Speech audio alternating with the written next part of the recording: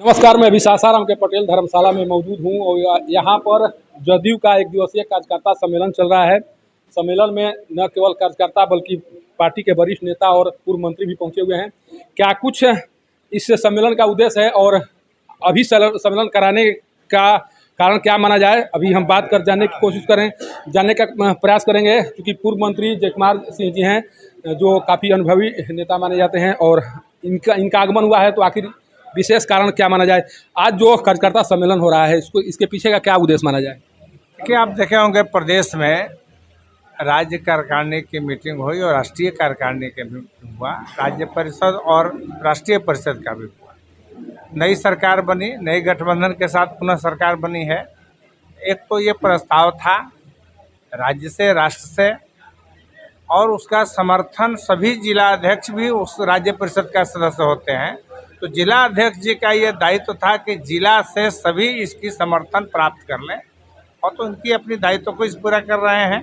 दूसरी चीज़ है कि राष्ट्रीय कार्यकारिणी में और राज्य कार्यकारिणी से भी माननीय मुख्यमंत्री नीतीश कुमार जी को पूरी तरह से सभी पदाधिकारियों द्वारा ये प्रस्ताव पारित किया गया कि अब देश की एक विकल्प बने। देश की स्थिति ठीक नहीं है, बेरोजगारी बढ़ रही है, युवाओं का कोई रोजगार नहीं है, महंगाई चरम शिखर पर है, देश की स्थिति सांप्रदायिक स्थिति हो गई है। ऐसे में एक विकल्प के रूप में देश का एक बड़ा चेहरा जो बिल्कुल साफ है और कई वर्षों तक सरकार चलाने के बावजूद भी एक दाग नहीं है, उस कार्यकारिणी की मीटिंग में ये प्रस्ताव की गई कि आप देश में घूमें, सारे देश के विपक्षियों को गोलबंद करें और भारत की एक नया विकल्प, जो भारत की लोकतंत्र में का शीर्ष की कुर्सी पर एक नई विकल्प बन करके आप जरूर घूमें। ये प्रस्ताव पारित किया गया है और इस प्रस्ताव को लेकर सारा समर्थन, सारे हमारे पार्टी का जिला इकाई जो है वहाँ से हम समर्थन प्राप्त कर रहे हैं। जब मुख्यमंत्री जी दिल्ली में है, कल आपके एक पूर्व सहयोगी थे आरसीपी सिंह जी, उनका कहना है कि नीतीश जी जिस काम के लिए गए हैं विपक्षी एकता के लिए नहीं बल्कि पक्षी एकता के लिए गए हैं और पक्षियों में कभी एकता हो नहीं सकती है।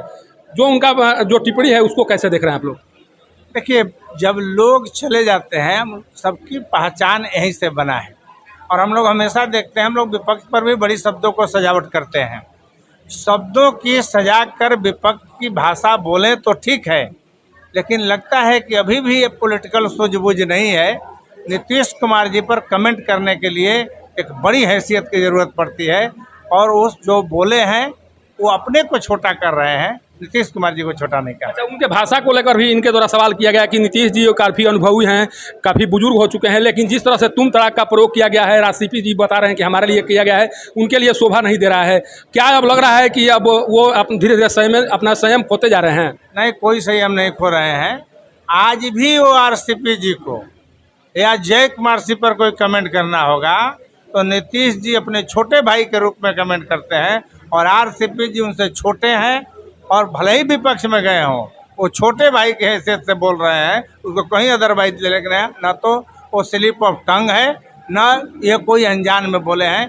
ये एक लगाव की भाषा है, उसको प्रयोग किए हैं। अच्छा, जब से गठबंधन ये सरकार में एक तरह से बिखराव आया है, जब से आप लोग अलग हो गए हैं भाजपा से, भाजपा में एक बेचैनी देखी जा रही है। अभी यहाँ नंद किशोर यादव जी आए थे, उनका कहना था कि जिस तरह से किया गया, जब नीतीश जी भाजपा के नहीं हुए तो राजद के क्या होंगे, जिस तरह से उन लोगों के द्वारा बयानबाजी की जा रही है। क्या लग रहा है जदयू से अलग होने के बाद उन लोगों की स्थिति खराब हो रही है, या इस तरह का जो बयान आ रहा है उसको किस संदर्भ में देखा जाए। देखिए, एक बात तो नीतीश कुमार जी अलग नहीं हुए हैं। नीतीश कुमार जी को सभी कार्यकर्ता से लेकर सभी पदाधिकारी ने कहा कि ऐसे सहयोगियों के साथ आगे चलेंगे तो पार्टी की और भी क्षति हो सकती है। तो नीतीश कुमार जी जब भी निर्णय लेते हैं वो सभी अपने साथियों से, जिला इकाई से, प्रदेश इकाई से और अपने विधायकों से, मंत्रियों से राय लेकर करते हैं। और आप जानते हैं कि पिछले 2020 के चुनाव में किस प्रकार से सहयोगियों द्वारा छुरा भोंका गया। राजनीति में ऐसा समझौता नहीं किया जा सकता है, फिर भी नीतीश जी ने एक मर्यादा बचाए और उनके साथ सरकार बनाए, और जो आपसी सामंजस्य जो होना चाहिए वो कहीं भी इस 2 साल की सरकार में कहीं नहीं दिखी। तो लोकतंत्र कोई मजाक नहीं है।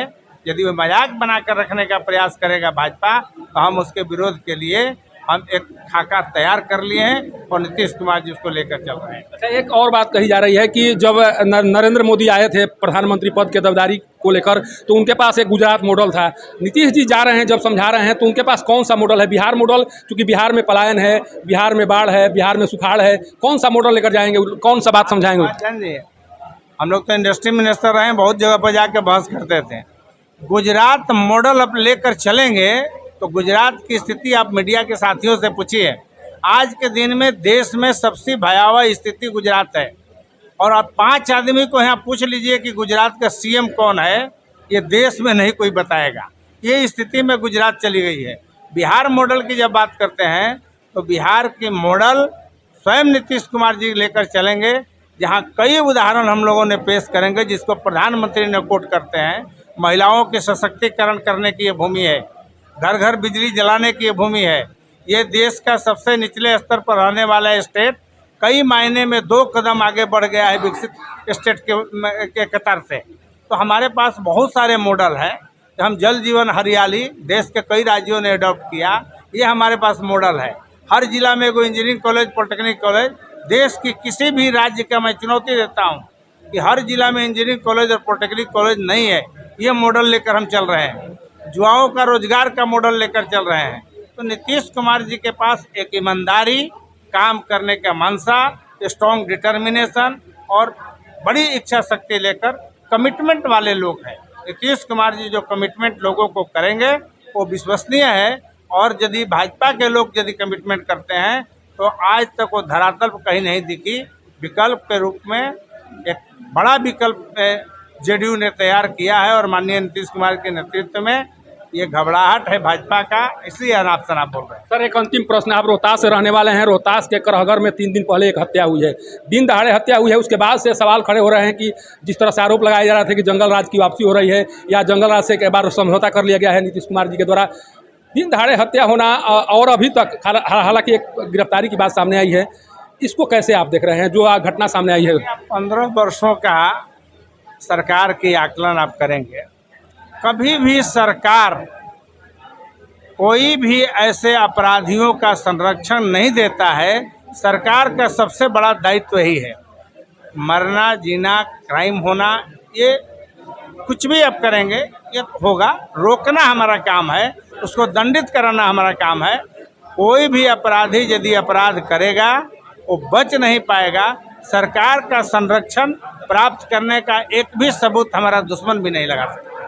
ये हैं पूर्व मंत्री जय कुमार सिंह जी, जिनका साफ कहना है कि जदयू जिस तरह से पहले से नीतीश कुमार जी जो काम कर रहे थे, उसी काम के बदौलत अब वो एक तरह से प्रधानमंत्री पद के चेहरे के रूप में सामने आए हैं। और जिस तरह से दिल्ली में उनके द्वारा जो कुछ किया जा रहा है, उससे साफ लग रहा है कि अब वो दौर शुरू हो चुका है, जिसके लिए 2024 का इंतजार किया जा रहा था। इधर कार्यकर्ता सम्मेलन हो रहा है और उधर दिल्ली में दावेदारी पेश कर रहे हैं मुख्यमंत्री नीतीश कुमार जी। अब देखना यह होगा कि जिस तरह से कार्यकर्ता सम्मेलन और जिस तरह से दावेदारी हो रही है दिल्ली में, उसका परिणाम 24 में क्या आता है, और क्या वाकई में मुख्यमंत्री जी जो सपना सजोए हैं वो सपना पूरा होता है या नहीं।